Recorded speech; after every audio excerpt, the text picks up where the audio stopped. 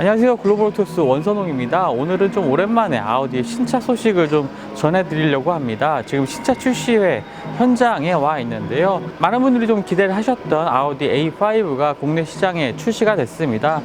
해외 시장 같은 경우는 이미 수년 전에 지금 출시가 돼서 지금 판매가 되고 있는 모델인데요. 최근에 그 아우디 Q7 같은 경우도 이미 페이스리프트 모델에 대한 이 소식들이 해외 매체를 통해서 스파이샤를 통해서 좀 전해지고 있지만 그래도 국내 시장에는 그 이전 모델이 출시가 됐었죠. 많은 분들이 재고 떨이가 아니냐, 재고 처리가 아니냐 라는 말씀도 하셨는데요.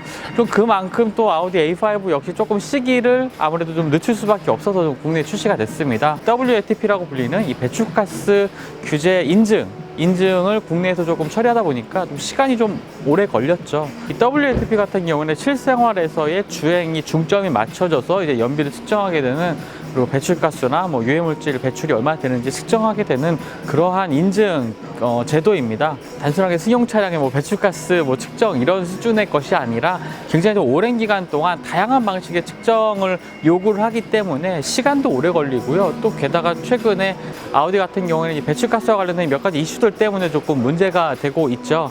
이런 것들 때문에 국내에 출시되는 신차가 계속 좀 지연되고 있는 상황입니다.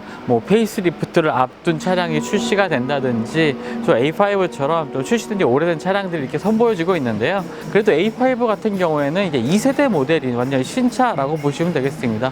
국내 출시되지 않았던 차량인데요. 일단 디자인부터 한번 차근차근 살펴보도록 하겠습니다. 국내 출시된 A5 같은 경우에는 패스트백과 쿠페, 그 다음 카브리올레 세 가지 모델이 출시가 됐습니다. 지금 물량 같은 경우에 확인해 보니까요, 지금 A5 모델이 전체가 한 1100대 정도가 사전 계약을 통해서 좀 판매가 되고 있는 상황이라고 하는데요. 1100대 가운데 이 쿠페와 또 카브리올레 모델은 사실 물량이 그렇게 많지는 않다고 합니다. 한 쿠페 같은 경우에 10대를 조금 넘고요. 카브리올레 모델 같은 경우에도 20에서 30여 대가 조금 넘는 물량이라고 하기 때문에 많은 분들이 선택하기에는 조금 부족한 수량이지 않나 이렇게 생각이 됩니다. 하지만 이 A5 같은 경우에 기존에 한 300대 정도의 수량을 예상을 하기도 했었는데요.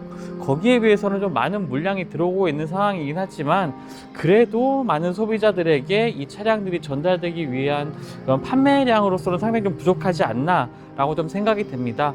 일단은 앞에 전면부 디자인을 보면은 익히 익숙한 아우디의 최신 디자인 요소들이 많이 적용되어 있는 것을 볼 수가 있습니다. 특히 LED 헤드램프라든지 라디에이터 그릴 같은 경우에 상당히 좀 익숙한 모습의 그 디자인 요소들을 좀 보여주고 있죠.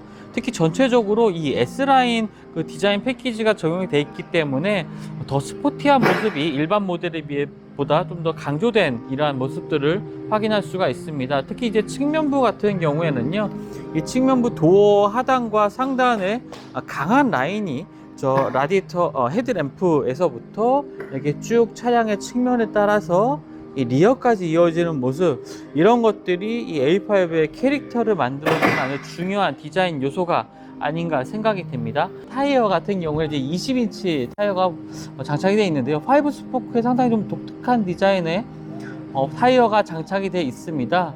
이렇게 좀 스포크 폭이 넓은 휠 디자인을 좀 본 적이 있나 싶을 정도로 상당히 독특한 디자인인데요. 아주 스포티한 타이어의 형태를 보여주고 있다라고 좀 평가할 수 있겠고요. 그리고 측면에 보면은 이렇게 또 연비 정보도 나와 있네요. 연비를 한번 확인을 해보면 복합 연비가 10.1, 이산화탄소 배출량이 169 정도를 표시를 해주고 있습니다.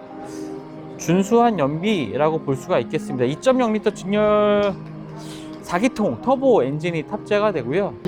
최고 출력은 252마력, 최대 토크 37.7의 아주 스포티한 성능을 보여주고 있는 차량이라고 볼 수가 있겠습니다. A5 같은 경우 이제 패스트백 스타일의 차량입니다. 스포츠백이라는 이름으로 좀 불리고 있지만 이제 기본적으로 이러한 스타일의 차량을 패스트백이라고 부르고 있고요. 이 패스트백 스타일의 특징은 리어 같은 경우에 전체적으로 쿠페와 해치백 이러한 스타일을 좀 버무려 놨다라고 보시면 되겠습니다. 일반 전면의 앞쪽을 봤을 때는 세단과 그렇게 큰 차이를 느낄 수가 없는 디자인이지만 이렇게 좀 후면을 보면은 이 글라스와 이 리어 트렁크 공간이 이제 연결되어 있는 형태를 볼 수가 있습니다. 이런 것을 이제 뭐 해치백 스타일이라고 부르긴 하지만 이렇게 좀 스포티한 차량에서는 일반적으로 여러 제조사들이 패스트백 스타일이다라고 부르고 있습니다.